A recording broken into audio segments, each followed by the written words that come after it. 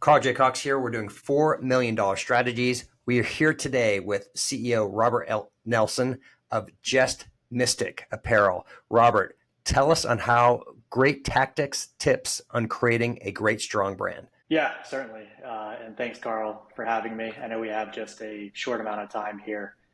Brand can sometimes get a little philosophical, a little theoretical, but in the short time, let's kind of get into like some of the tactical things, some of the things that I think about, and I have, a pretty gritty framework that I think works super well, particularly for apparel brands, but also other brands as well. It's applicable to those as well, and it's something I think about literally every day as we build the brand that we're building called Just Mystic. So there's really just three things. You can write these down, three core things to think about when you're thinking about brand. So number one, what are your brand guidelines? And I'll dig into brand guidelines a little bit to talk about, what we think about there. But that's number one. Number two, what are your core styles or products that are going to define your brand and differentiate your brand? And then number three, what are the tech packs or specifications or requirements? It is a little bit technical, but these are kind of like your requirements documents. They're going to help you maintain incredible consistency and quality in those products that you use to tell the story of your brand to the world. So again, brand guidelines, core styles or products, and then tech packs or specs or requirements, depending on which industry you're in. Those are the three things that you have to have super solid, be super strong on, be very consistent on when you're thinking about a brand.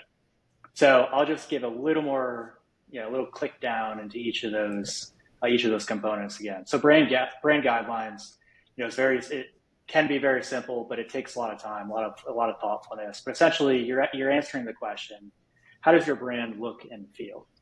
And you basically tell the world, or you push out into the world how your brand looks and feels through things like your brand identity, your brand visual language, your logos, colors, typography, your brand tone of voice, your brand slogans, and your brand imagery. And ultimately, again, all these things, simple in words, but it takes a lot of thoughtfulness to pull together. But if you do all that at the very beginning, or really anywhere that your brand is, whatever stage you're in, you put that together, you package that becomes a super powerful internal and external document that you can share with anybody that you work with, to really just make sure that what your brand looks, how your brand looks, how it feels, and then ultimately how that's going to be projected into the world consistently.